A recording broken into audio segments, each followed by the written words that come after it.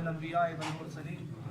الہ العالمین، ماہ رمضان المبارک کی یہ آخری ساعتیں، یہ نور برساتہ ماحول، یہ نیکیوں کے بہار کا موسم، الہ العالمین یہ سراسر تیری رحمتیں، تیری برکتیں اور تیری عنایتیں برسا رہا ہے۔ الہ العالمین، ہم تیرا شکر ادا کرتے ہیں کہ تو نے اپنے دسترخوان رحمت پر ہمیں دامن سیدھا کرنے کی توفیق عطا فرمائی ہے۔ الہ العالمین، سرکار دو عالم صلی اللہ علیہ وسلم کے وسیلہ سے تمام روزہ داروں کے صیام اور قیام کو اپنے دربار میں مستجاب فرما۔